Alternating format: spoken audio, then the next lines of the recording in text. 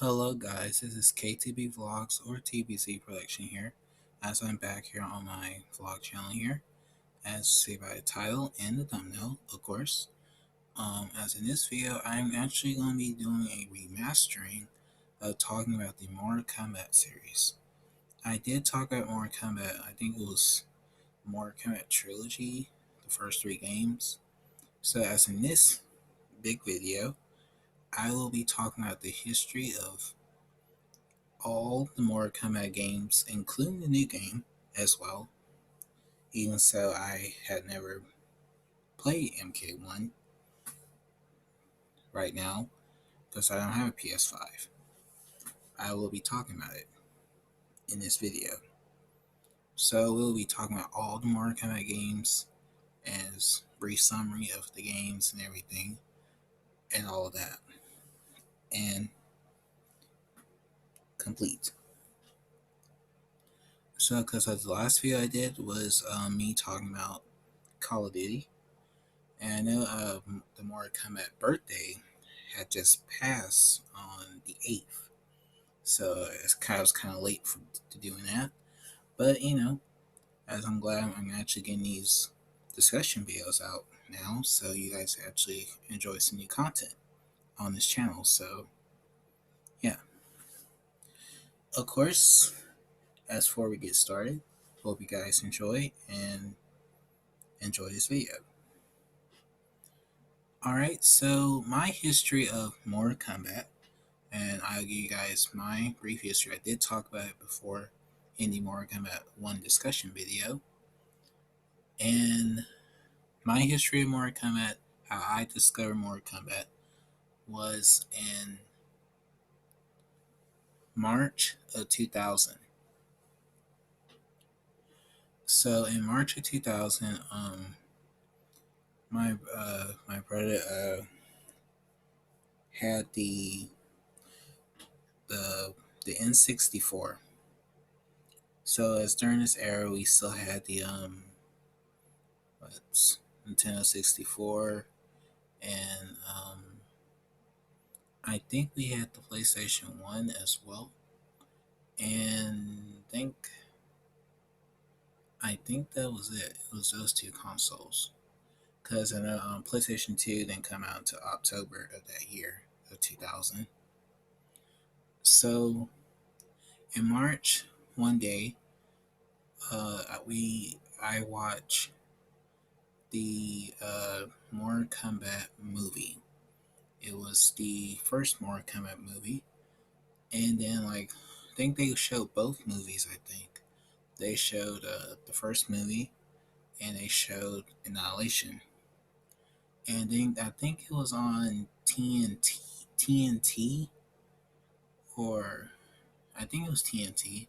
As the other show, Mortal Kombat Conquest. So I seen all of that stuff. Of course, I was only 3, but should I be watching shows like that? Of course, because I do like action. And I like action and adventure. So that's my favorite genre in movies. I like thrillers and suspense and mysteries. So one day, my brother had as back then we go to Blockbuster, because it was Blockbuster and Movie Gallery. So this is way before GameStop. So because I don't think we had EB Games or nothing like that in Alabama. So I don't think we did have that. It was in other states. Okay. So we went to Blockbuster, I think, and brother was getting a bunch of games. Of course, at the time, we already had. I think we already had Killer Instinct. So we already had Killer Instinct and Super Mario 64. I had Mario Party. Yeah, Mario Party. Donkey Kong 64. 007. So we had a lot of good games for the N64 during that time. So, of course, my brother is a little bit older than me. He do remember Mortal Kombat. But he never really played he played one of the Mortal Kombat games once or twice. I think it was MK1. I think it was MK2 at night. So one day, as we went to GameStop, and I didn't know what games that he had bought because I didn't go in the store with him. So when he came back out, he had like a couple of games with a PlayStation One. Then of course, the N64, and one of the games was Mortal Kombat Trilogy. So I didn't know nothing a lot about this game at all. I never saw commercials of it or anything like that. Yeah, of course, I was not born when this game came out. So we, when we got home, he put the game in because the game comes with a booklet, and he started looking in the booklet and learn how to play the game and all that stuff, and learn how to do this, do the moves, and then plus in these days, like the N60, the first three Mortal Kombat games, there was no practice mode. It just played like the arcade game when you play on the arcade machine. So there was no art, no practice mode or nothing like that. It didn't get a practice mode until MK4, I think. So that's when see the first three games did not have that. So you gotta when you play those games, you gotta try to figure out how to do the moves and all that stuff. So like we had the booklet that comes with it, and start learning how to play with the characters and stuff. And the first character he absolutely plays with is basically Noob Saibot, and that's his favorite character till this day. Cause he always liked to play with Noob Saibot, and I think he liked to play with Noob Saibot in Deception and MK9, because Noob Saibot was so broken. I mean, like throw shadow clones and all that stuff. It was just crazy.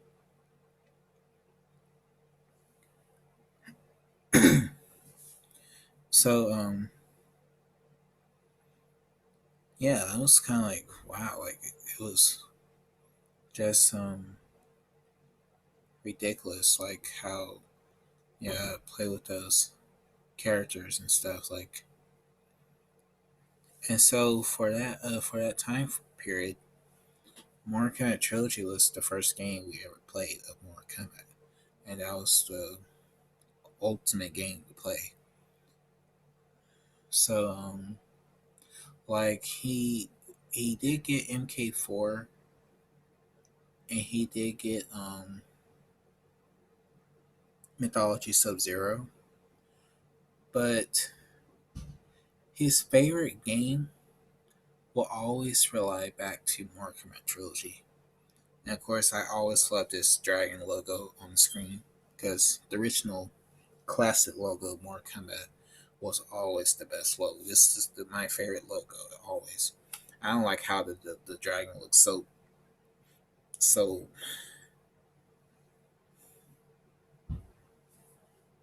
off and stuff in the later games. I don't. I know MK9's dragon logo is kind of like they try to make it look menacing and stuff, but the dragon logos in the uh like MKX and K11 days, they those dragon logos don't look right. Even the MK1 logo is not right. So that's why I always love this classic dragon logo right here you guys see on the screen. It's always my favorite. So that's basically how we basically got started playing Mortal Kombat. Like it started back on the N64, and that was my history, wait, right there. So I did explain a lot about my history, how I played the other games and all that stuff. But as in this video, we'll be talking about the all the games here, all the games, That'll be, yeah, including the adventure games and all that stuff. So let's get started. So as for the first three games, I kind of call these the arcade era games. Kind of, I would say the first three are arcade, but as some people has put MK4 into that category, but it's really not. It's actually 3D era. So because Mythology Sub Zero basically ended the 2D era. Mythology Sub Zero did. So MK4 was basically 3D. If you realize that. Okay, so as the story of Mortal Kombat, as Mortal Kombat is basically was created by the story of the Elder Gods. Basically, create a Mortal Kombat tournament as of Mortal Kombat basically been championed by the Prince Goro, by Goro, the Shokan Goro, for 500 years. And Earthrealm has lost 9 tournaments to a realm. To a realm. They basically did not explain it until MK2. And this was the 10th tournament of for Earthrealm. If Earthrealm doesn't win, it will be absorbed by something else. That's basically how they explain it in MK1. So, as in this game, the characters that was in this game, MK1, I would call these guys the classics, the classic guys, the classic characters that we all should know, and we all should know them by heart. Everything. So, of course, Johnny Cage, Liu Kang, Kano, Sub Zero, Scorpion, Sonya, Raiden, Shang Tsung, and Goro. So these guys, classic. They are the original classic Mortal Kombat characters that you should know. It's kind of sad if you look at MK1. None of them, half of them are not playable. So being the original game, these guys has to be playable in a game. So like the gameplay of MK1, I really kind of find it kind of kind of like that, like mediocre. Sweep, kick, punch, uppercut, roundhouse kick, high kick, low kick, sweep, uppercut. That's it. So it's so simple, and I don't find it kind of enjoyable to play because you try to jump back and try to kick them, you can't kick them. They hit you, and it's kind of ridiculous. And it's the same way for the Fallen Up game. So MK1, I don't, I don't really, I don't really praise it because it's not the game I would go and play for the first game at all because I didn't really care for this game, and it kind of makes sense. That's why I prefer MK3, well, trilogy, over the first game because it feels complete. But it's it was the starting stepping stone to the series and basically sparked off more Kombat. So yeah, so that's basically it for Mortal Kombat 1, the original game. not the new one, the original. Alright, Mortal Kombat 2 basically is the sequel to that Mortal Kombat game. Liu Kang had defeated Shang Tsung in the Mortal Kombat tournament and won. And a ruler in another realm called Outworld named Shao Kahn was angry over Shang Tsung's defeat, and he actually wants to create a Mortal Kombat tournament in Outworld. So if Earthrealm doesn't win in Outworld, Outworld will absorb Earthrealm. So it's up to Liu Kang and his comrades in the previous game to win this tournament. So as we know, in this, as you know, as throughout the first three games, they was trying to put a story together in these games, but the story be so simple and it follows because see some of these guys of today be praising how the story's not great. I don't like the story at all. It's so bad. But you realize back in those days, those games didn't really have a lot of story going to them. The story didn't kind of didn't improve until MK3. So that's what I like about MK trilogy. It basically put all those story points from each game together and it connects like a puzzle. And that's why I prefer trilogy over MK1, 2, and 3 and Ultimate Mortal Kombat 3 in general. So, as the characters that was in this game, new characters that we got, of course, as previously as Shang Tsung was the boss character, and he is basically playable in this game.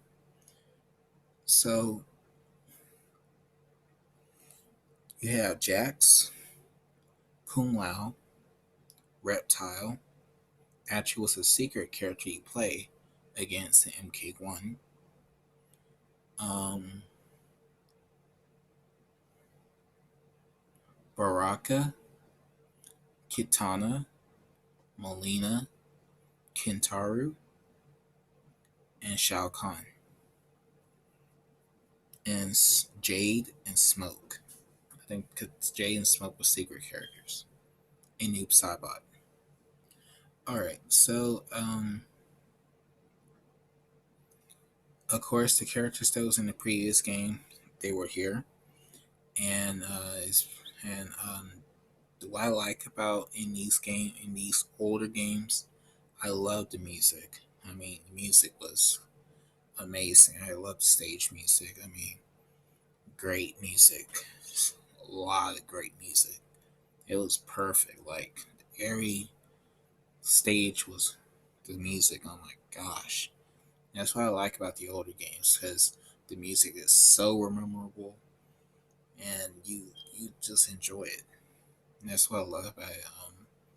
Was my favorite is I love the Deadpool stage, Khan's Arena. Let's see, the Wastelands, the Living Forest. Uh, let's see, what's the stage? Oh, the Evil Tower. Evil Tower is great too. I mean, perfect. I love the music. Of course, MK1 had good music. Of course, you can't forget the courtyard and the pit and Goro's lair. They were memorable. Always would be memorable. But the music and stuff kind of starts basically was top notch when you get into MK2. Music was always great. So overall for MK2, it basically plays the same as the first game. Like I said, punch, sweep, kick, roundhouse kick, uppercut. It's nothing different. It's the same. But the computer in the game is crazy as hell. Like you can't jump. If you jump back and try to get away from the get away from them and they throw a projectile. If you try to jump at them, they will hit you like crazy. It's just ridiculous. I mean, completely. So for MK2, it's basically kind of improved over MK1, the original game, but it's still the same. It's nothing different. And I didn't kind of not like how they played in these games really, because it was just ridiculous. Okay, so MK3 basically is where kind of everything started to becoming more better. So, as after MK2, Liu Kang defeated Shao Kahn. Shao Kahn was defeated, and he basically still wants get wants revenge after his defeat. So he had Shang Tsung to resurrect Sindel, his queen, and once she is reborn, resurrected, it will open up the portal gates to Earthrealm and cause Shao Kahn to invade Earthrealm. So, as some of the Earthrealm warriors that are the chosen Earthrealm warriors, of course, Raiden in the game loses his powers, and he has to protect the Earthrealm chosen warriors. That's basically why you don't see Raiden in the game, but in reality, he is in the story. So that's what some people like. There was a lot of problems with MK3, and I'll talk about it now. Half the actors that played the characters in the previous games, the first two games, did not return to play the characters. It was only a couple of them. So, like the original Sonya, Daniel Pensino did not return, and they basically left Raiden out of the game because Carlos, and they had to get new actors to play the characters. So, like Hong Sung Pak did not return to play Liu Kang, or I think it's Caitlyn Zamar. She didn't return to play Kitana or Melina.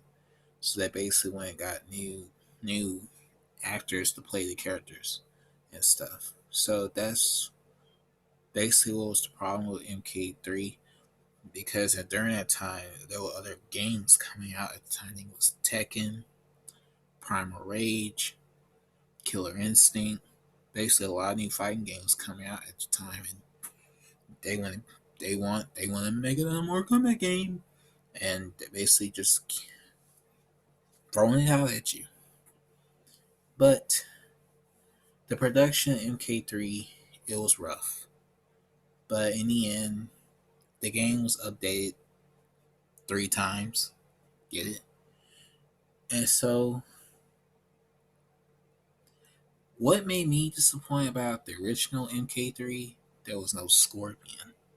That was disappointing about it. And I know some people, it's a great game, it's a great game. Like, no, it's not. I mean, Scorpion, that's not right. So, that's disappointing.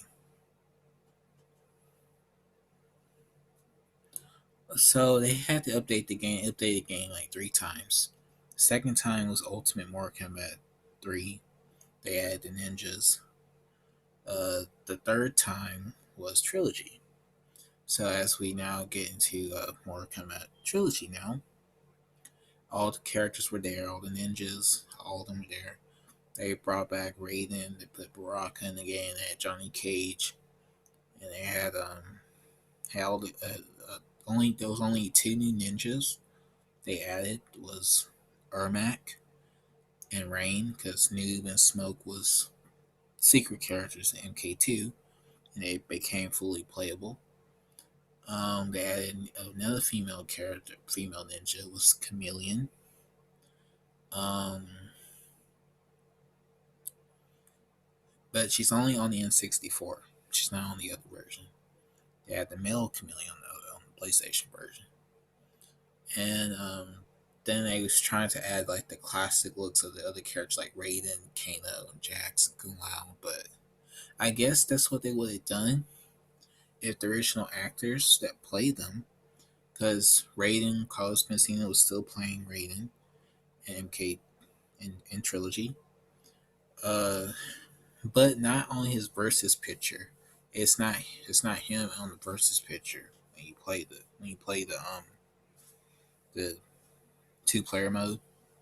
He's not that's actually Sal DeVita that plays Nightwolf. And the Cyborgs, he's dressed up as Raiden and play the versus picture, do the versus picture. So yeah, I think I'm right. But Carlos Pensina is still playing Raiden though. Then of course they had Baraka, they had Johnny Cage. It's not Daniel Pensina. It's Chris Alexander. Who else was added? Only thing that was different on the N64 that they took out the unmasked Sub Zero and they gave all his moves that he does to the masked Sub Zero because they basically do the same thing. What's different between that because the masked Sub Zero does the ice puddle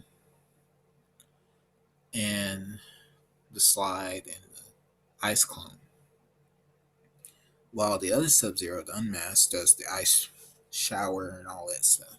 But what that was cool, they actually gave that Sub Zero the moves from him.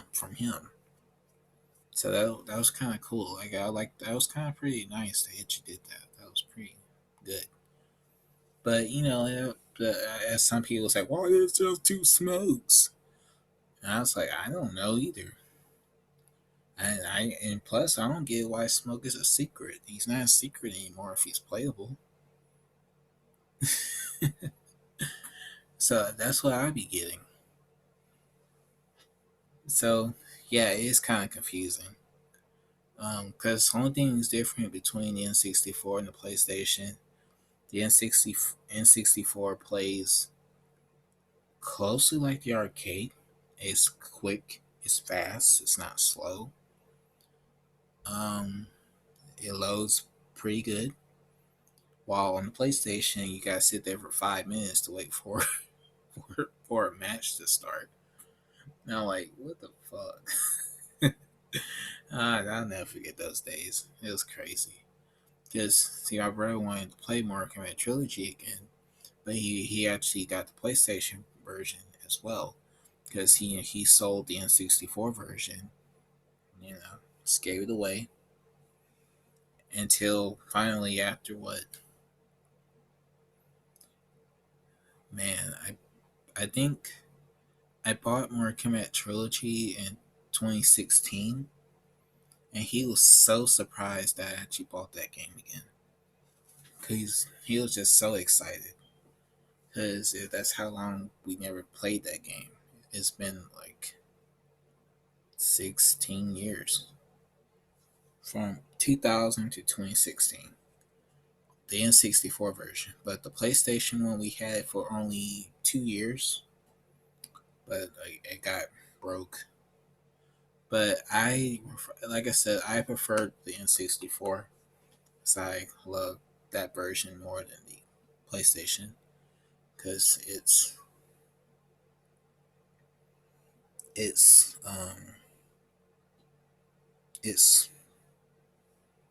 even though like how it sounds like it's not HD quality and all that stuff, but it still plays like it's supposed to be. Because I actually like how it sounds on the N64. I like the sound of the music. And I actually like how when they do their brutalities, how they hit them and stuff. It sounds so painful. Cause it's and then oh the slow motion. Oh my gosh, it's so cool. Especially on the cyborgs when I think I had Raiden and he do his I do like his flying move, and once he get his full bar, of aggressor. It's on certain stages because I think it's the armory and the living forest. I think it's on the MK2 stages. They do the slow motion ones. I think, but when he do it, and it just sounds so cool when you hit them in slow motion. It's just so cool. So that's what I like about MK Trilogy. Brutalities, amazing stuff. Um, Great. I mean, like, my favorite Mortal Kombat game. It still is till this day. So yeah, so that's basically it for the first three games. As we're going good so far. Now let's dive into Mythology Sub Zero. Has Mythology Sub Zero is a adventure game, and it's basically followed the first Sub Zero from the first Mortal Kombat game. And see, at the time, these Sub Zeros were not named. They didn't have a name like how they are in MK9. They gave him those names in MK9, so they basically gave him the name of who he is. So in the old games, they didn't have a name. So it's like Scorpion did not have it. Oh, his name's Hanzo Sashi. Like, no, he was not that in the old games at all. So they didn't have names. All right. So as this story is, Sub Zero basically go on a quest of doing by I think go on quest by Lin Kuei and basically get the amulet. I think he's getting the to get the I think he's getting something for Lin Kuei, but at first he was getting I think he was getting the amulet. He's supposed to be getting something, but Scorpion intervened, and then he basically went on a journey to get the amulet from the Nether Realm by Raiden, and basically saves Earthrealm to save Earthrealm, basically. And that's basically his story. Of course, he I think he falls in love with Serena and all that stuff. And he had Shinnok, he had Quan Chi. It was it was pretty cool for what it was, cause it gives you a prequel story before the events of MK1. So that was a prequel. All right. So that's basically the story of Mythology Sub Zero. We played it a couple of times, but like I didn't like like it was not a bad game. Like some people, it's a bad game. And I'm like, how? I mean, come on. I mean, a game that was trying to play like a adventure game is not a bad idea. I mean, come on. But Chilling Monk's amazing. And when we get to that, I am not gonna be hyping that up because that's not really true. Because I didn't really care for that game either. Okay, so MK4. MK4 basically picks up right after the events of MK3, and Shao Kahn was defeated. Quan Chi and Shinnok basically started their invasion on Edenia after they had defeated Shao Kahn. Kitana and Sindel reclaimed a realm, Edenia, and basically unmerged it from Outworld. So Liu Kang, Raiden, and his comrades basically joined forces again to stop Shinnok and Quan Chi's invasion on Earth on Edenia and save Earthrealm. And This game basically is, like they start to go in a different route instead of having Shao Kahn uh, was the main antagonist of the first two of the MK2 and MK3. They wanted to go to a different route. And so that's basically what they did in this game. And of course, it was the first start of 3D. And the last game they actually put in arcade because arcades started to go out of season. It was only in Japan, I think, after 2000s. But that's how it was. And ever since then, as this game it had a lot of criticism, like it looks so horrible, it looks so bad. And it kind of makes sense. They was trying to start something different, and they just the early stages of it, and that's how I looked at MK4. Of course, like the characters that was in this game, like Quan Chi, Shinnok, Tanya, Reiko, Fujin was my favorite character. Kai, Jarek. So it was kind of like nice they try to add newer characters. Of course, they still will keep some of the classic characters. Because only thing they did in another version of Mortal Kombat 4 was added Katana, Melina, Cyrax, Sector, and Komao and Baraka. So it was like oh they was trying to do this and try to do that, but it wasn't it didn't follow well. So that's what I say about MK4 is you know I didn't I'm not here. Oh, I hate this game. I hate this game. Like no, I didn't. I still played the game. Okay, Special Forces is the next game, and this was the last game John Tobias was on before he left Midway.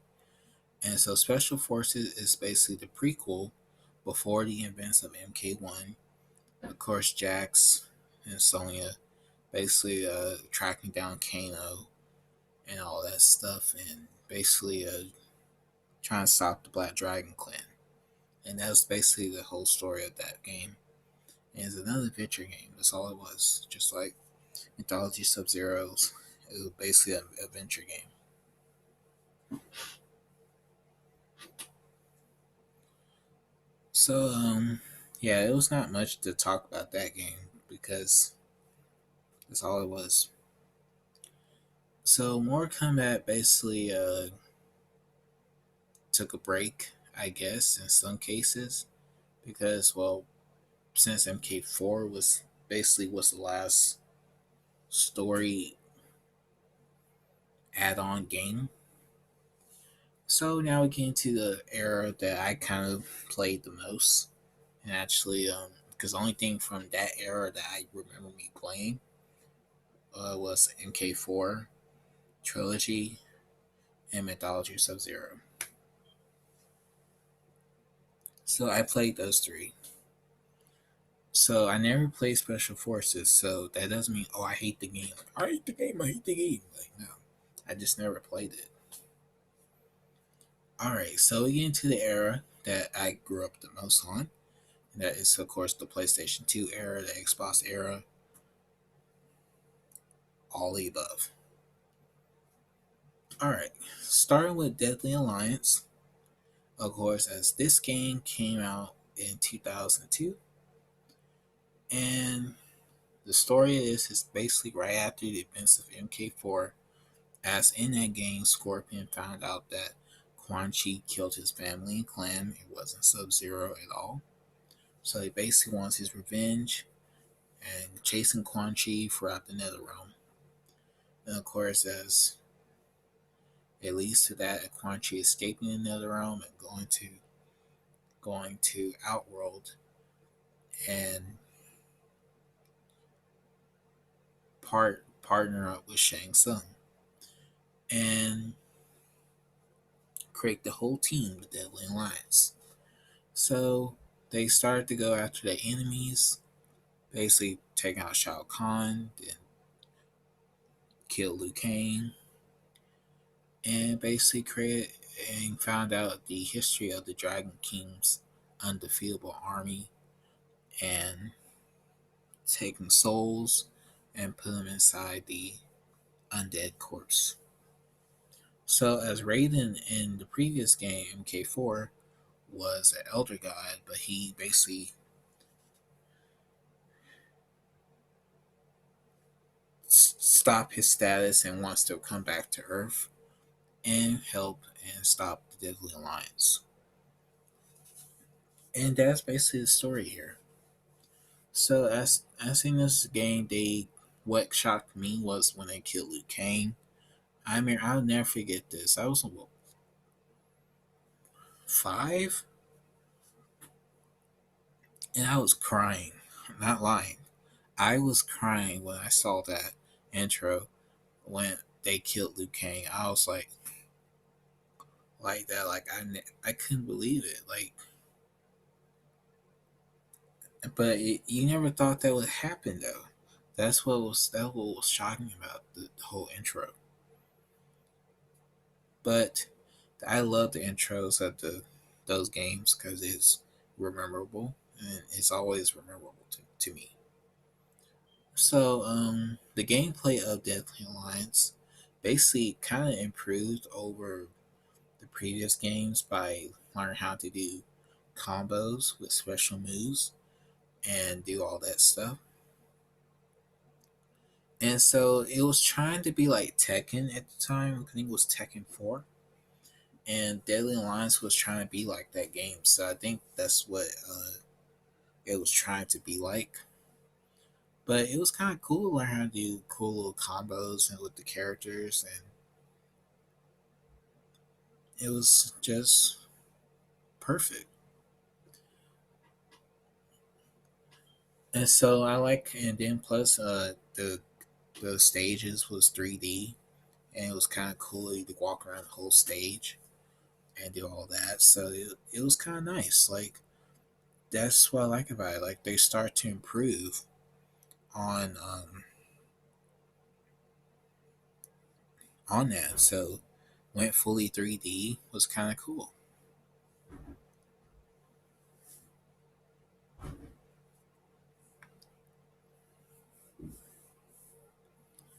All right. So as the characters, those in the Alliance, the new characters, we have Boraicho, who is the teacher of Liu Kang and Kung Lao. You have Movado.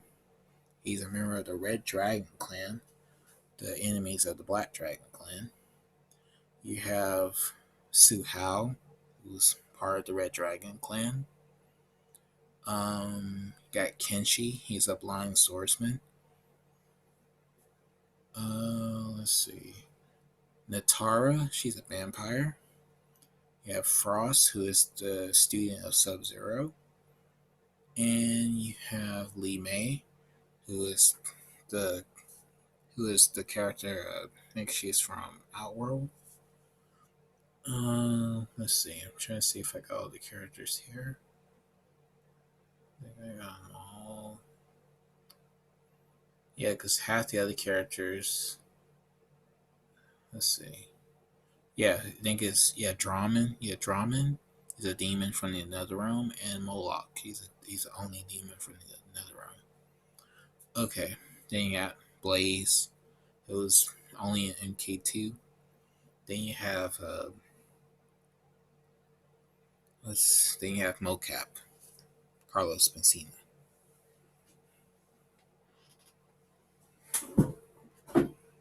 Okay,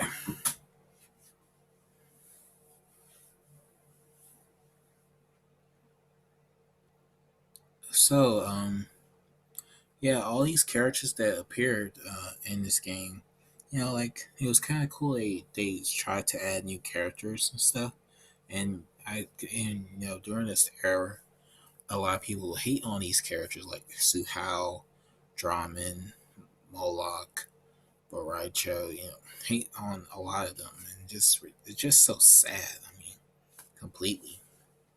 And so that's why I hate about that because, you can realize if you look at all those guys that do that, they never really grew up playing these games because I actually played these games. So me sitting there seeing a guy hating on Sue Howell is just ridiculous. I mean, like completely.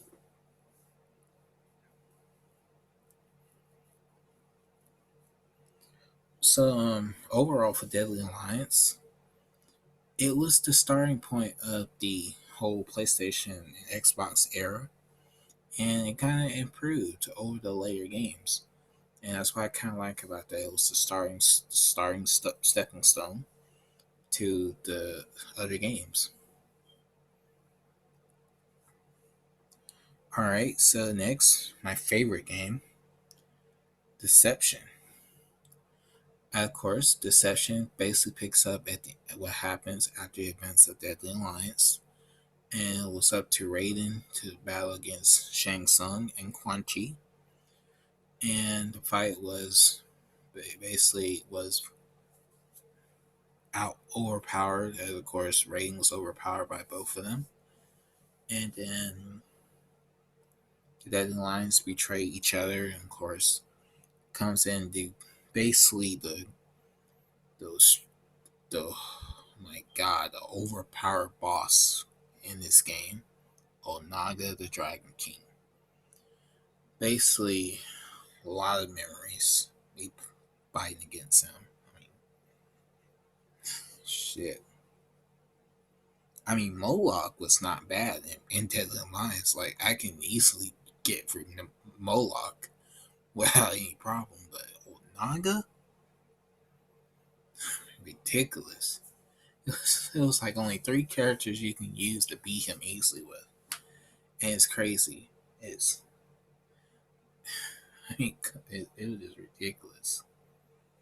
So basically, it follows a story of another character, the new character in this game, Shijinko, who basically was tricked by the spirit of Onaga in the form of Damashi by bringing the Kamidogo together and basically making reborn.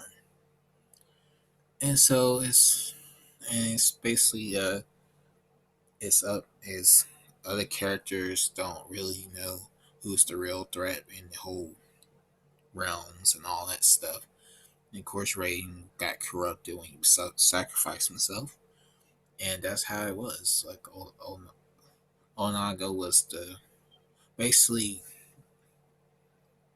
blinding blinding the threat to other people and not focusing on him.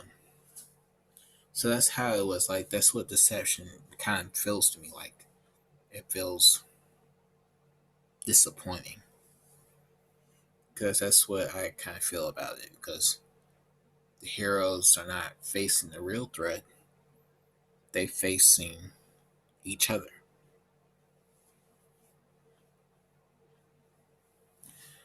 So as the character still is in this game, like I said, Shijinko, Onaga, you have half the roster is basically older characters. So like I'm just gonna talk about the newer characters that appear in this game. Of course, you have Havoc, who is from Chaos Realm. Originally was from Order Realm. Then you have Dairu, he's from Order Realm. He used to be a Sato guardsman. Then you have Ashra, she's the demon from the Nether Realm. She's actually one of my favorite characters in Deception. Then you have Hotaru, who also is from Order Realm, along with Dairu. He's Sato's guardsman. Then you have Darius. He's actually the rebel against the Sato's guardsmen in Order Realm. Alright. You have. Who's next? Okay. You have Kira, Cobra, and Kira. They're from Earth Realm, of course, and they're part of the Black Dragon clan. So, like I said, half the characters that was in this game all returning characters. Like What's surprising at the time of Deception when we got it, I did not know Liu Kang was in this game. So that what was the mystery thing that they didn't want us to know. So we found out about it when people were asking, I guess, asking the creators, who's the last mystery? Who's the mystery character? Who's that last character on the end? Because, they will unlock all the other characters, but they didn't know who that was. And then when we found out, it was Liu Kang. I was like, holy shit. And Liu Kang is the best character in Deception. I mean, him, Shijinko, Scorpion, Jade, I think it's Jade, Ashra, uh, Boraicho was good. Raiden's great. I mean, half the characters that were in this game were strong, and they were. So it was only three characters in the game that can beat Onaga with easily, and it was Liu Kang, Shijinko, Baraka, and I think it's Jade. Yeah, but the three characters I kind of easily beat Onaga with is those three guys right there. Uh, Liu Kang, Shujinko, and Baraka. So, what was cool about in these games, of course, the conquest mode was great. And of course, in Deadly Alliance, it was basically a tutorial. You learn how to play as those characters. So it was kind of cool. Learn how to play. Learn how to do the characters' moves, do their combos, and all that stuff. And I like about in these games. It was kind of nice. You go around, you can play as that character, and then learn how to do their special moves, their combos, and that's how I learn how to master the characters and learn how to do their moves. And like into the later games, like, what do a 50% combo on me is ridiculous, mate. I'm like, it was just so sad. Like, I mean, if you can do that, if you master your moves and learn how to do them, it's not a problem. So that's what I like about in older games, like these games right here, Deadly Alliance, Deception, and Armageddon. They you learn how to do their combos, learn how to do their special moves, and combine that together. It makes a good thing to do.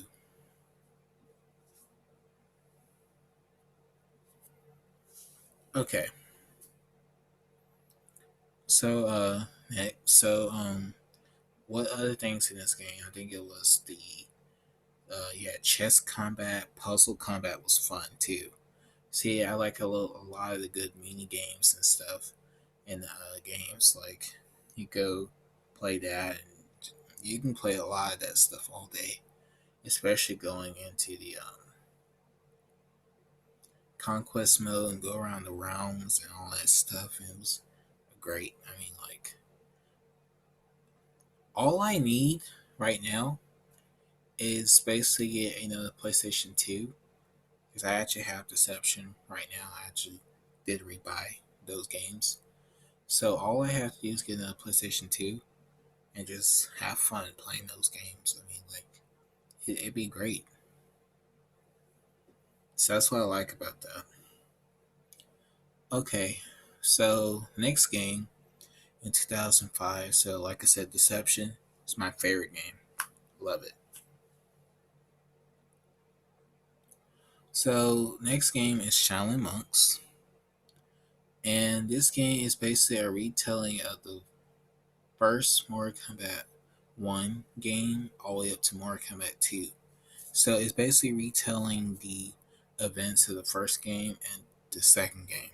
So as you see, if you realize, if you look at the last two adventure games, Special Forces basically is the story of Jax and Sonya going after Kano, while Mythology Sub Zero it's basically focusing on the first Sub Zero and his journey going and to save Earthrealm from uh, Quan Chi and Shinnok, and basically it was the prequel before the first Mortal Kombat tournament for the first game.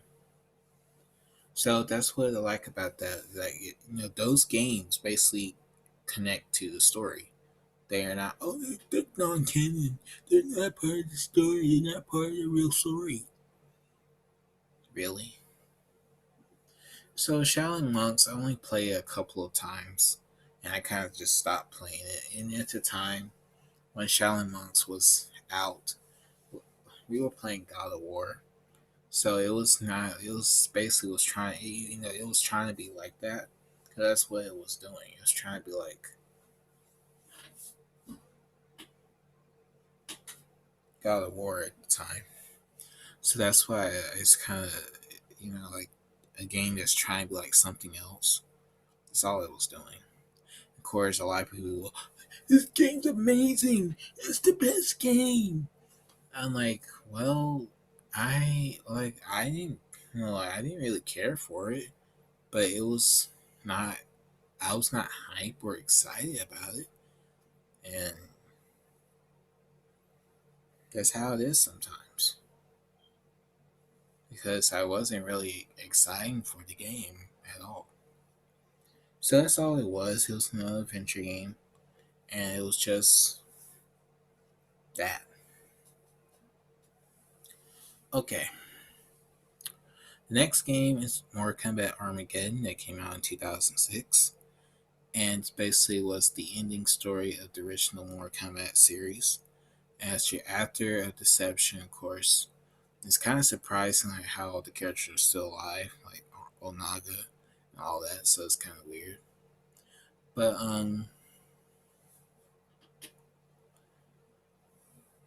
all the heroes and all the villains come together in this one final battle, basically at the Battle of the Pyramid of Argus and the ending battle of Armageddon, and battle each other for ultimate power.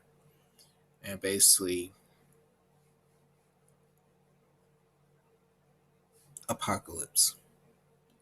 So, as the characters that appear in this game, of course, they basically turn Blaze into a final boss. And you have two new characters. You have Dagon and you have Taven. You have Taven and Dagon. You have Taven, Dagon. They basically were the two new characters. They only thing they added in this game, they added all the characters from all the games, but except the other characters. I think the two other uh, the female demons that will be with Quan Chi all the time. They only added Serena though. So all the characters were there. Chameleon was only on the Wii version, but it's kind of weird how both, if both Chameleons were on that version, she could have been on the PlayStation version as well. So I kind of find it weird. But yeah, so I kind of say it's kind of strange. But this game is what I like about this game. And I tell you guys a secret that I'll tell you guys now. Mortal Kombat Armageddon basically was the first game I ever did fatality in. I never really did fatalities in the other games like this Deception and Deadly Alliance and MK Trilogy and all that, unless it's a secret code that you can do it. But I never really did fatalities at all. I can do them now and learn how to do them now, but I never did them back then. So Armageddon basically was the first game I ever did fatality in.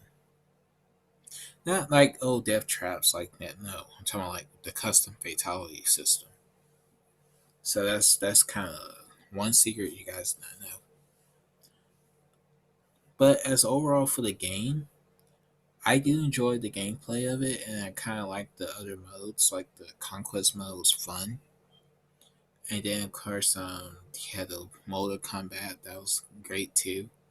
But what's weird about that? On the I think it's on the Wii that they have an extra mode you can battle against a lot of people, and it's kind of surprising they ain't add that in the game. So I find that strange. I really do. But what's cool about Armageddon, of course, you can create your own character. I mean, that was cool. And I still love that. It was pretty nice. So the story of that of Armageddon, like I said, this was the ending of the original story and all that, and basically went straight into another different reboot. So that's what they did. All right. So next is MK versus DC. Mortal Kombat versus DC. This game, as the story of this game, it would if this game, I still say this game is canon in some ways. This game would fit right after the events of MK3 and go right before MK4. I think that's where this game would have been at. And what's surprising about this game, John Tobias wrote the story and drew the character designs for the game. So this was the last time John Tobias was on a Mortal Kombat game as well. Even so, he actually is part of the MK 2011 game as well, because 20th anniversary. And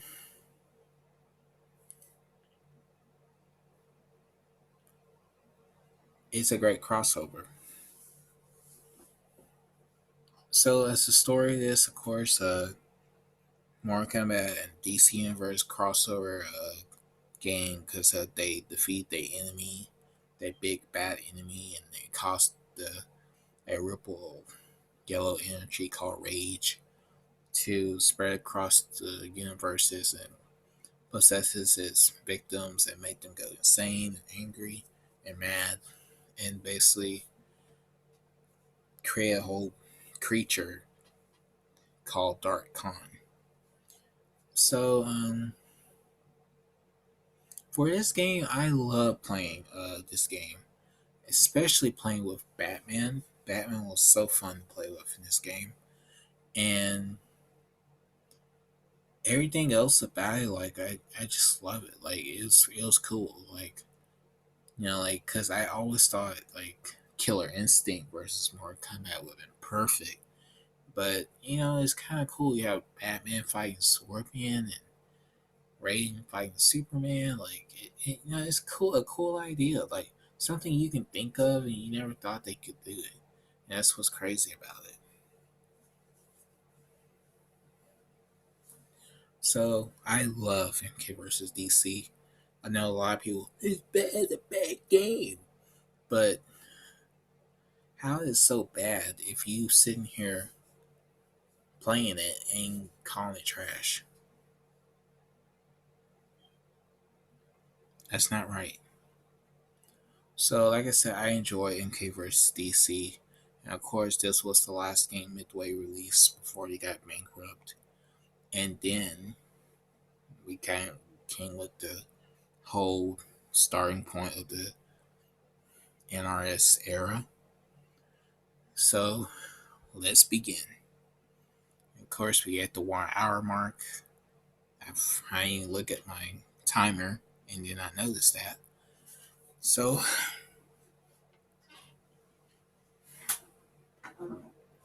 all right, scratch.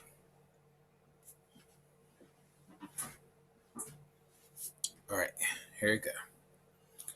So now we into MK 2011 or MK9.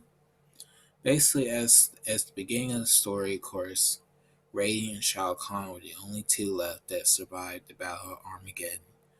And Raiden basically sent a vision back in time to his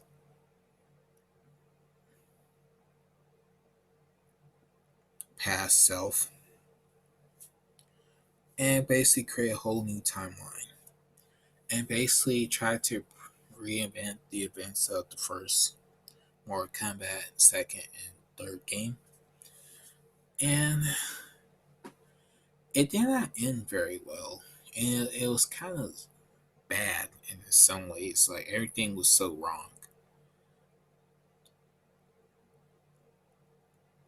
And that was the only bad thing about MK9. It was the story. The story was kind of like, what? Like that. Like it was just so different. Like, why would they do that? So, the gameplay of MK9, excellent. Great. I mean, like, it was perfect. Like, everything about it was just amazing. And, basically, this game, to me, was the last game that was great. I mean, like, there's some people, oh, MK vs. DC is bad game. It's a bad game. But MK versus DC still played like a Mortal Kombat game, and it was more polished. MK9 basically was the last thing that was good and that was balanced and that was perfect to play. And it was not that crazy shit you're playing as MK11 or X. Not at all. It was the last good thing to play. And it still is till this day. MK9, MK 2011 is the best Mortal Kombat game. Hands down. Only thing what ruins MK9 when you have a asshole hacking the game, ruining the game, doing all that bullshit. That's the only problem. And I know who I'm talking about. Fate fight all thy enemies. That asshole. Okay. So MK9, best game. Last good game. Still a great game to this day.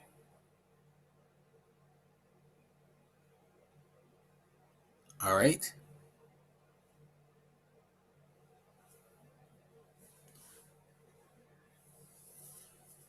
So, as the characters, those in MK9, I know they not talk about DC because half the characters those in that game were classic characters, of course. So I didn't really want to talk about MK versus DC roster at all because like of course, like I said, who was it? That's like the more common characters, like I said, because it was Scorpion, Sub Zero, Sonya, Shang Tsung, Kitana, Kano, Raiden, Liu Kang, Jax, Baraka, and Shao Kahn. I think it was Batman, Superman, The Flash, The Joker, Lex Luthor, Catwoman, Captain Marvel, Wonder Woman, Deathstroke, Green Lantern,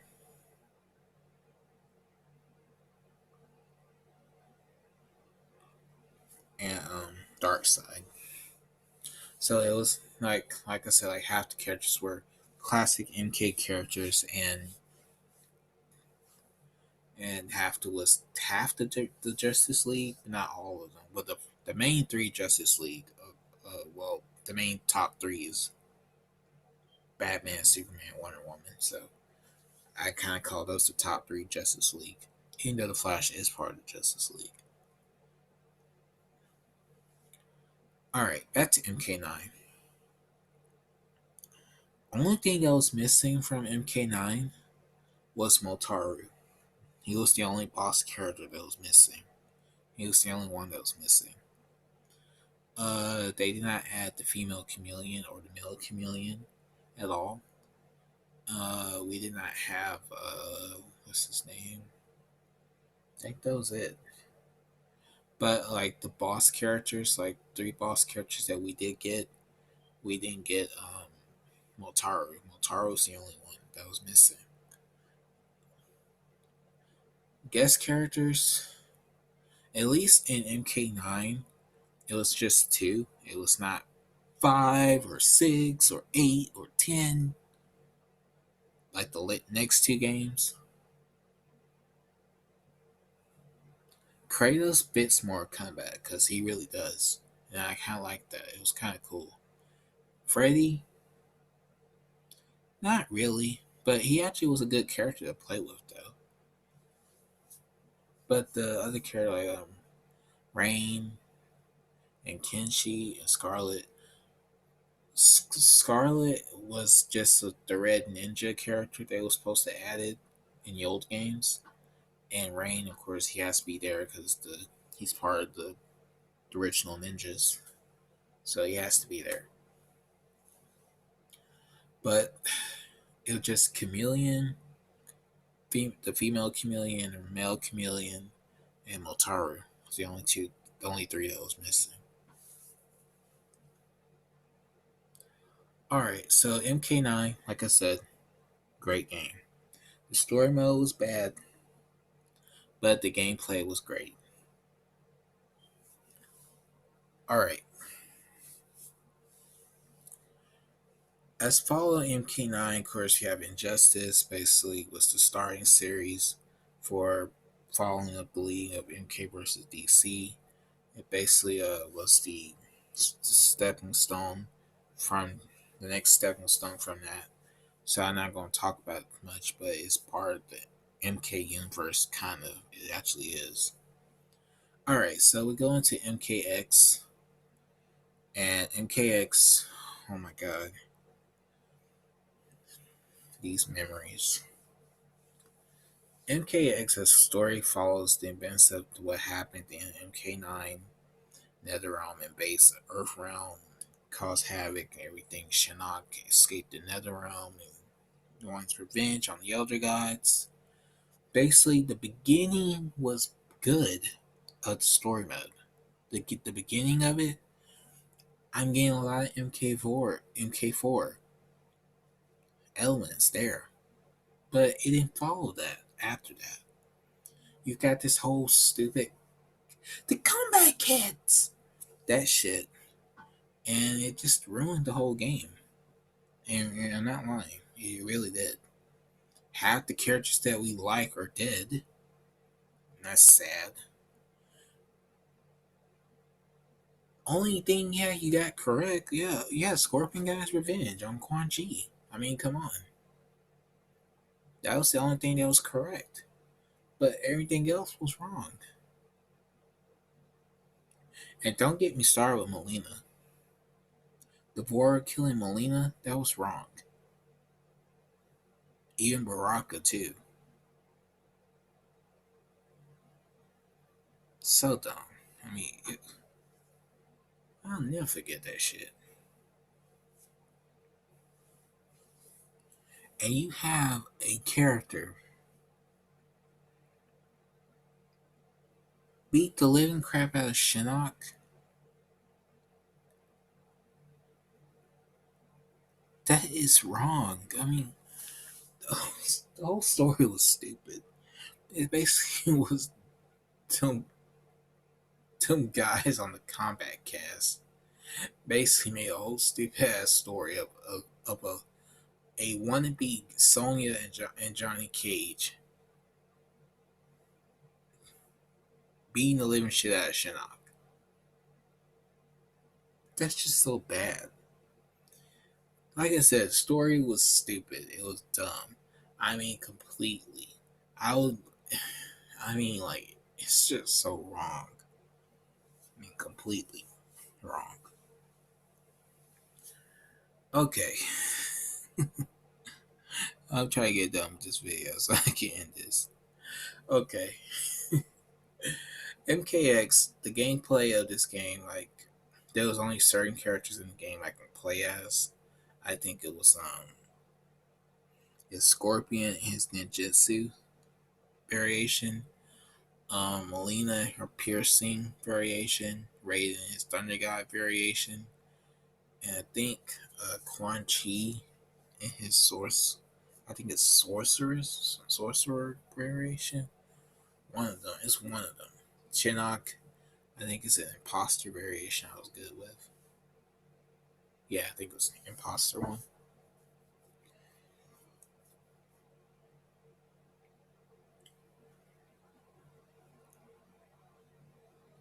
And Goro. Yeah, Goro. Goro too. Yeah. So I was like, I mean, the game was. It was just so disappointing. And basically, it got so bored too. Like it was so boring after that. Yeah, because MK9 was still being played by a lot of people, even when MKX came out. I mean, people were still playing MK9 every day, and yeah, X was popular at the time when people were having it and stuff. But MK9 was still being played by a lot of people online in 2015. So that's what's so crazy about that is that that game was still being played by a lot of people. And you had to take the internet down when you came out with this damn game. Well, yeah, because 2017 you had Injustice 2, but they took down the internet because of this game, MK11. Oh boy. MK11 basically picks up right at the end of after Cassie Cage defeats Shinnok. Raiden got corrupted by getting the cleansing the energy, the evil negative energy from the the chamber, Jinsei chamber, and became Dark Raiden. He he decapacitates Shinnok, and basically it's just starting point of this whole some kind of time travel shit. And basically, the whole story was basically Avengers Endgame all over. I mean, the whole year. Basically, that's what this whole game was. Adventure Endgame. Same with that, it's like okay, the aftermath shit. We're gonna talk about the aftermath stuff too. I'm just talking like the story points of what it became. So Liu Kang basically the defeats Chronica, this character named Chronica. Basically, she's basically Thanos. That's all she is, Thanos. So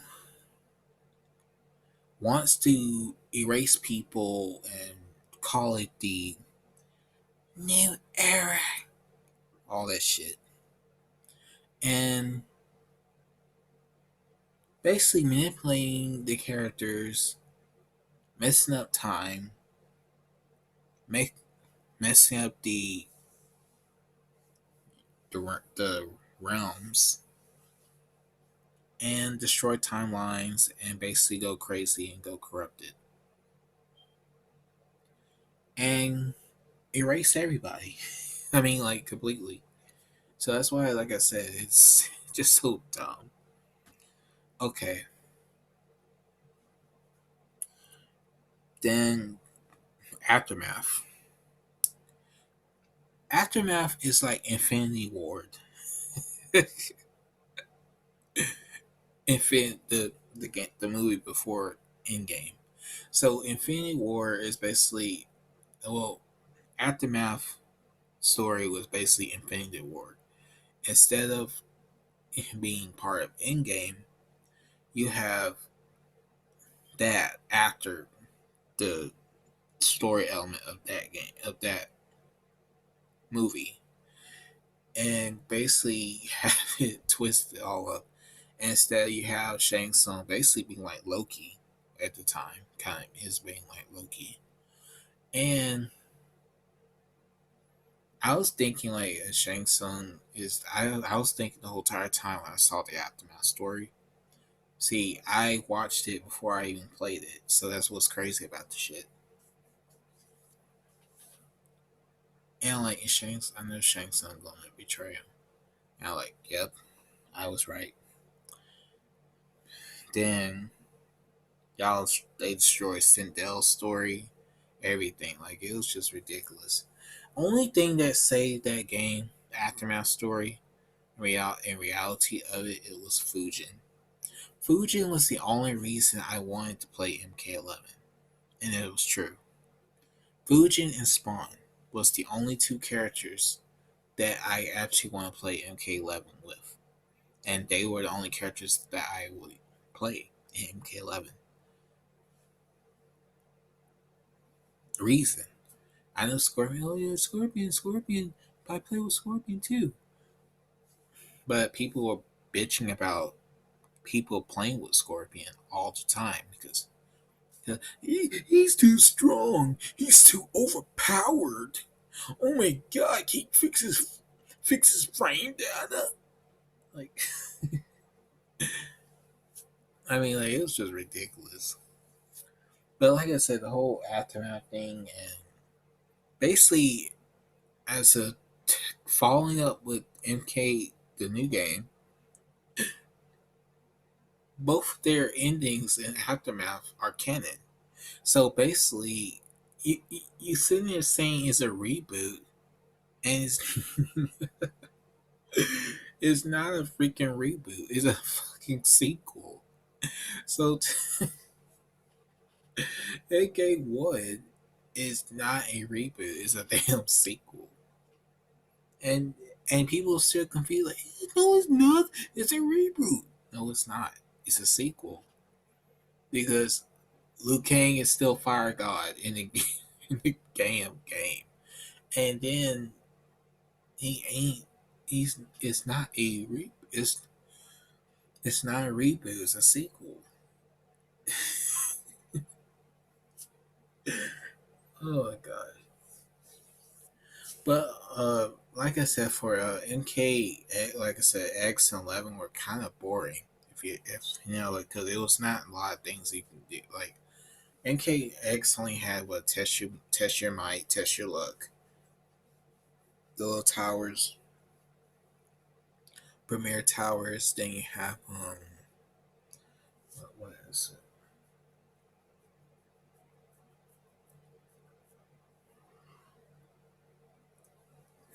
Yeah, I think that was it for MKX. But MK11 had the Tower of Time and online crap, the online co-op thing.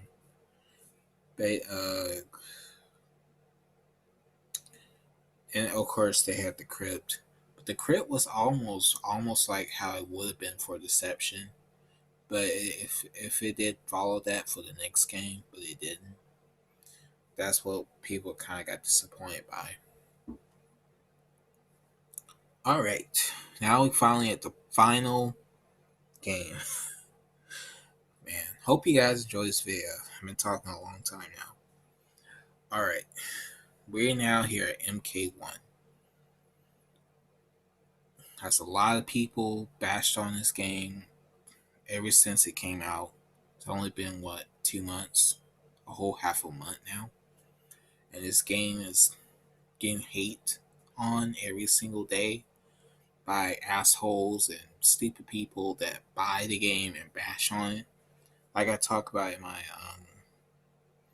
I think I talked about in my Call of Duty video.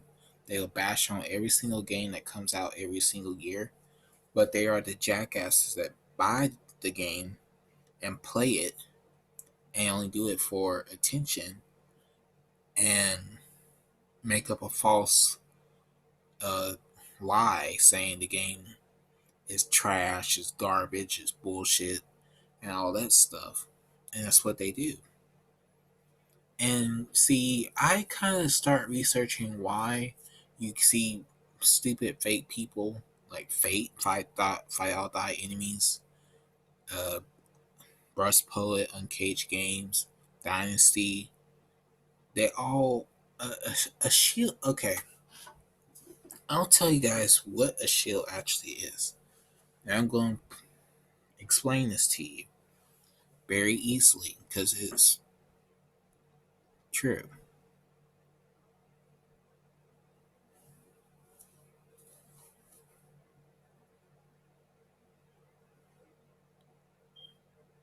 Okay, a shield is a person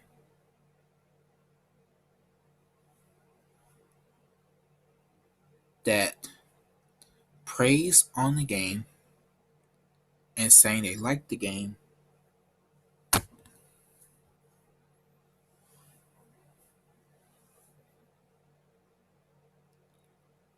fake react to everything, act like it's all, "Hey, I love the game," all that shit, and hate it at the same time. That's a shield.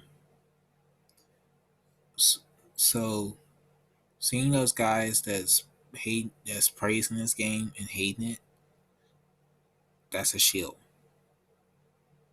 Is obsessed with this game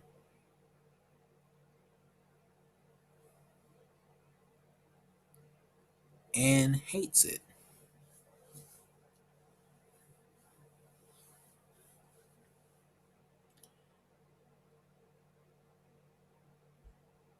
That's a shield.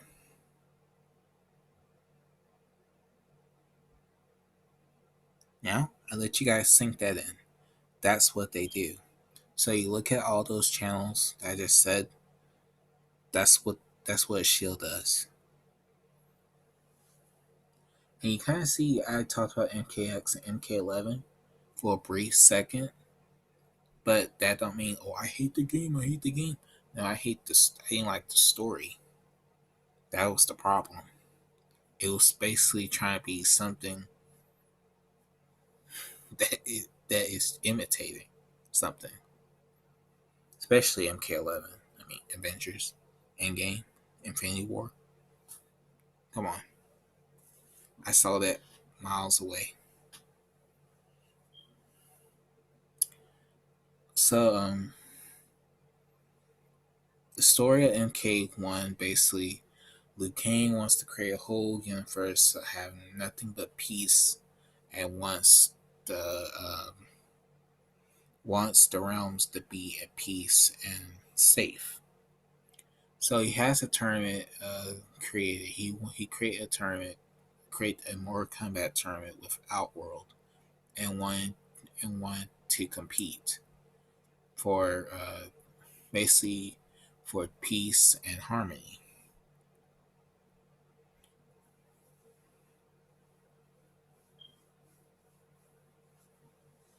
So you gotta know that it's not gonna be peace and harmony all the time, right?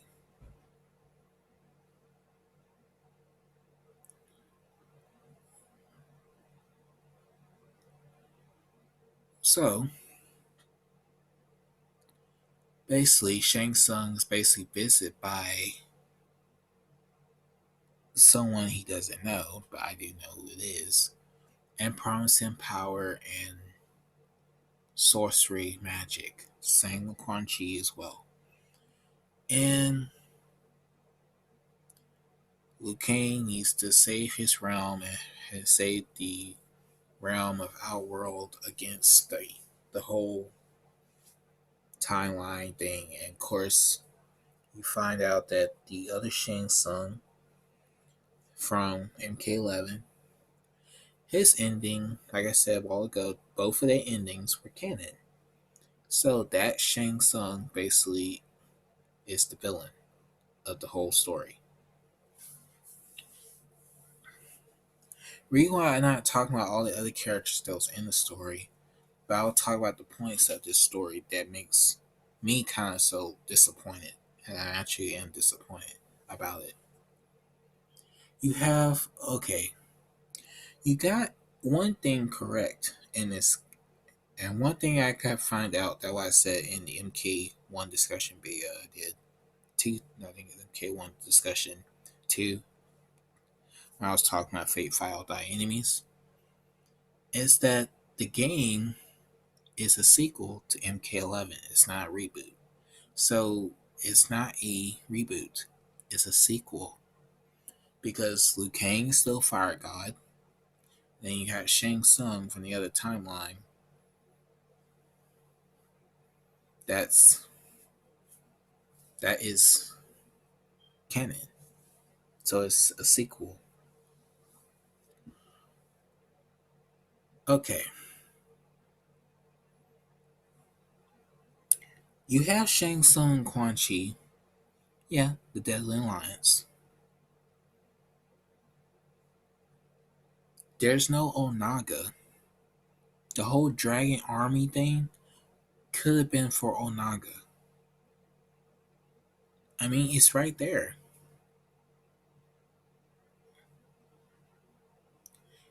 You didn't focus on Order Realm at all either, and you didn't focus on any of the other characters that you brought into this game. Then the whole ending of this whole freaking story mode thing is Armageddon. There's no Blaze. So how can you do that and you don't have the main points that are supposed to be there in the game? And the cameo thing is a very letdown too, because half of those characters that are cameos could have been playable. Motaru could have been a boss character. He would have been perfect.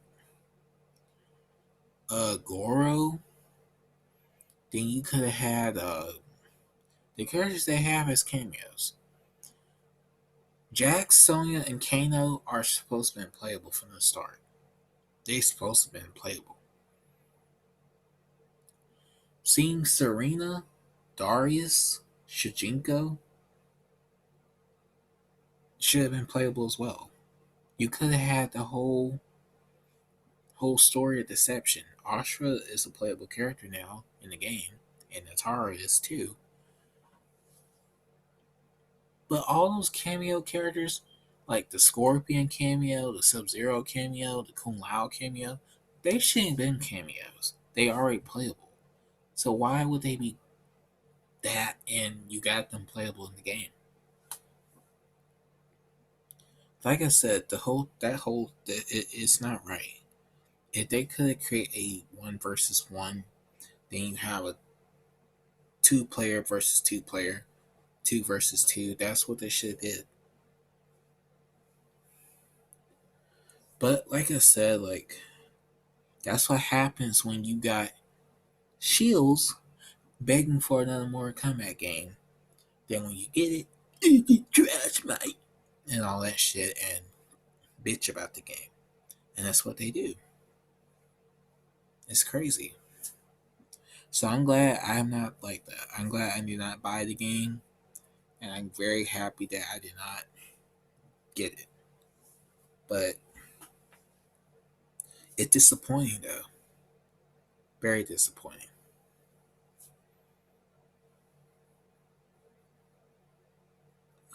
Man.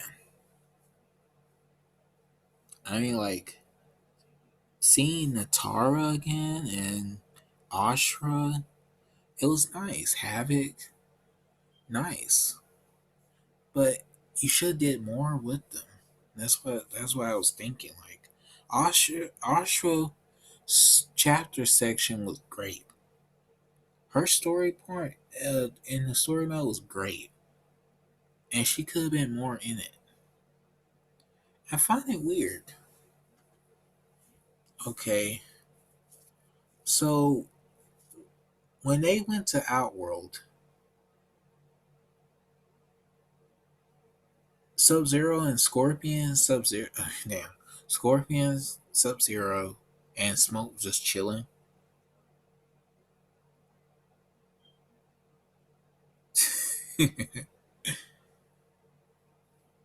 Well, as we know, we don't. There's no actual Scorpion because the other character is they saying quietly ain't a Scorpion now and all that, so it's kind of weird at the same time. But I mean, like I don't, like I said, it was disappointing, very disappointing. But in my eyes, Mortal Kombat basically been disappointing ever since these stupid shields and these fake. Mortal Kombat fans. Fake File Die enemies, his ass too. All that shit is just they just do this crap just to destroy it. That's all they're doing. And that's what he's doing right now. I mean, and he uploaded a video on his birthday of Mortal Kombat bashing on the game. On MK1 on the game. And the reason why he's doing that, I'll tell you guys that now.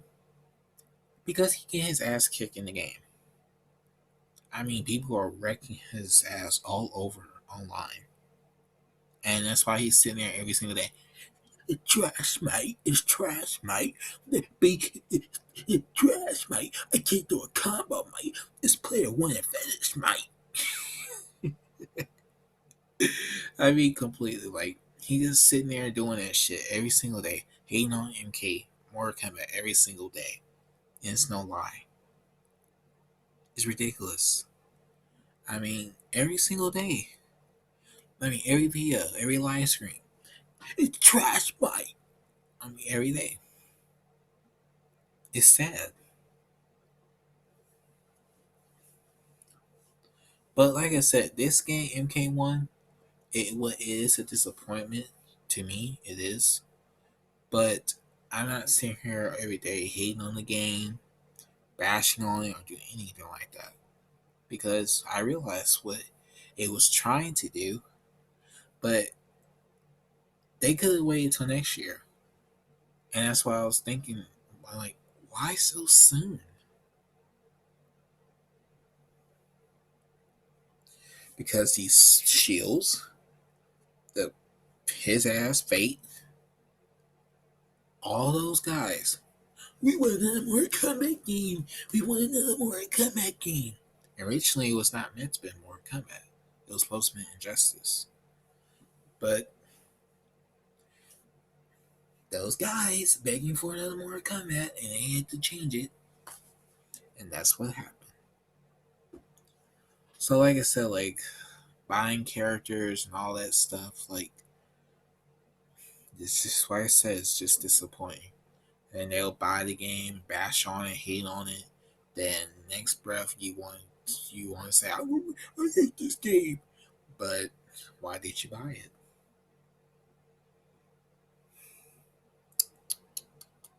Sad. But like I said, MK1 is kind of a disappointment to me. It is. I know, sad in every way. You know, you should just focus on all the other characters. I mean, like it was kind of nice that you see Baraka and Reptile being good guys. I mean, it was kind of nice. I actually made the whole story; they were good. I'm kind of find it funny. My series Toys Ball Z that I have on my channel, half the more combat characters actually are being good guys now. So it's kind of surprising I see Baraka being a good guy and Reptile being a good guy. And so it's kind of, surprising, you know? So it's kind of cool that they had, like, they were being good guys. I actually liked the whole story with Kenshi, too. He was kind of nice, too. Because it was kind of cool to see him back. Because people were like, what happened to Kenshi? I was thinking that too. And then I looked in the crypt. He dead? What? And then Ermac fell off the pit. And you can see why people were mad about MK11. They were mad because you kill off characters in the game and then you say, they're dead, they're dead.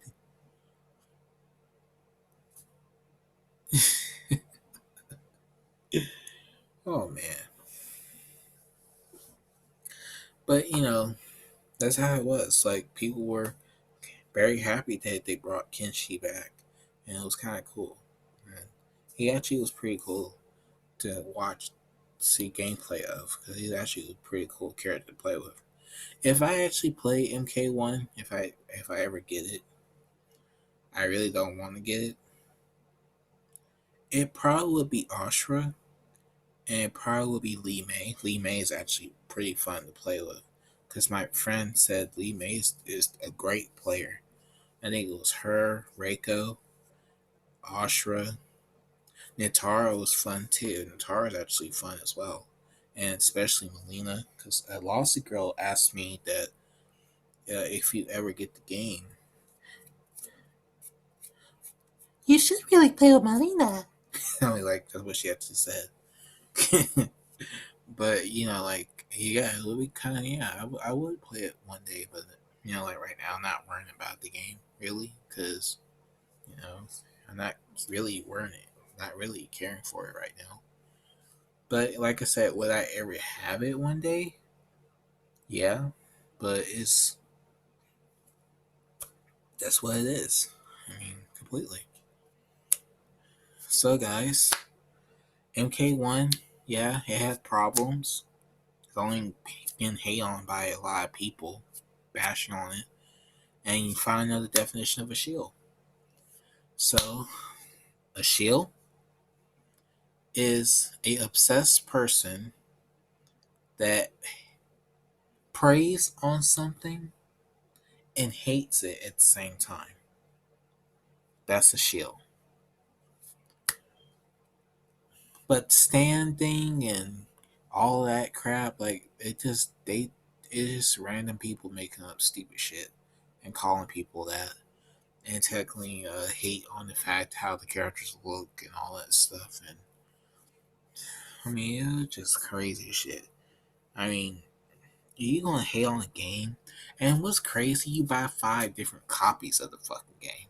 That makes me like, what the fuck you buying a whole bunch of copies of it for? That's a shield. That's a shield. I'm telling you, that's a shield. Okay, so guys, I hope you guys enjoy this long video, 1 hour video on Mortal Kombat series. We dive into to a little history of this whole series. Actually, my favorite Mortal Kombat games. If I had to pick a top 5 list of Mortal Kombat games, I would definitely if I ranked all of them, I guess I can do that right now. But I never played MK1, so that's what's one thing about it. So that's why I think I'm not going to rank it really. But I'll put my 5 favorite games on here so you guys will know. 5. Okay, half the games are from the PlayStation 3 era to the PlayStation 2, and of course, my top favorite. All right, here it goes. Number 5 would be MK versus DC. It would be because I enjoyed that game. It was fun. I love playing with Batman, like I said about the game. I love the combat of the game. It's kind of cool, like the characters can enhance their moves and do all that stuff, and I like it. It was fun. Number 4 would be MK9. I love MK9. It's my favorite game. Last good game to play from Mortal Kombat after 2011. I mean, it was the great game, best game. Only thing bad about it was story mode. Okay,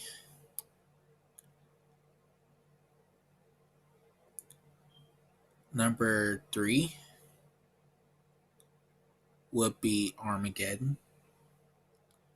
I enjoy playing Armageddon. It's one of my games I love to play the most. Actually, I love playing the conquest mode, and definitely like playing the motor combat mini game. It was fun, and I enjoyed it. And of course, you create your own character, all that. It was pretty nice. I love it. Number 2 would be Deception. And I love that game. The conquest mode was so fun. Definitely worth the play. Of course, you had puzzle combat. Of course, that was a great game mode to play. It was fun, so fun. Then chess combat was kind of nice too. That's what they're kind of trying to do with the invasion thing in MK1. But they could have did the whole adventure thing like how they did the crypt in MK11. But I don't know why they didn't do that. But Deception was my favorite game. From was one of my favorites, and still is to this day. And of course, number one is Mortal Kombat Trilogy. That game basically was the starting point how I got into Mortal Kombat in March of 2000, and basically started to enjoy the series ever since then. Of course, love the Mortal Kombat music throughout those games actually, and it was fun. I mean, I loved it. Like that don't mean like the games that I chose, the other games that I did not choose. Oh, I hate them. I hate them. Like no, because I chose games that I actually enjoyed, that actually had fun. And see, these 5 games are the games I enjoyed the most. So it's true. So number one to me is Mortal Kombat Trilogy. Number two is Mortal Kombat Deception. Number three is Mortal Kombat Armageddon. Number four is Mortal Kombat 2011 or MK9. And number five is Mortal Kombat versus DC Universe. Okay, so I did good for that little ranking there. And hope you guys enjoy this long video of me talking about the Mortal Kombat history, how I got into it, and talk about the games. And hope you guys enjoy this video. I'm glad I kind of know I should have released it on the birthday of Mortal Kombat. That would have been perfect. But it is what it is. Um, the next video, I think, it is the Dragon Ball Super video, so that's next. So I hope you guys enjoy that. And of course, right before Halloween, I think the Chucky TV show series videos after is coming up as well. So I'll have that video out soon. So yeah. So I'm glad I'm getting these discussion videos up and having them going. So yeah. So hope you guys enjoy this video. Like, comment, subscribe, and share. And Mortal Kombat will always be my favorite genre of fighting. It still is till this day. And it's only reason why it's getting hate on, especially with MK1, because those guys, they fake fans. They're not real fans. They hate on the game. They bash on it because they suck at the game. They do. And they only doing this because they're trying to ruin the whole series and technically. But they're obsessed with it. That's the problem. Especially Fate All Fight. Especially Fate Fight All Die enemies. Obsessed. I'm a Kombat fan, mate. If you guys watched that discussion, the Mortal Kombat 1 discussion 2 video, I mean, it's ridiculous. I mean, like, he sit there hate on this game every single day and talking shit about the game. But you're still sitting here playing this game and bashing on it at the same time and praising it. I mean, it's bullshit. Go to that channel and you'll see what I mean. So anyway, I'm glad I'm done with that. So hope you guys enjoy. See you guys next time. And peace and bye.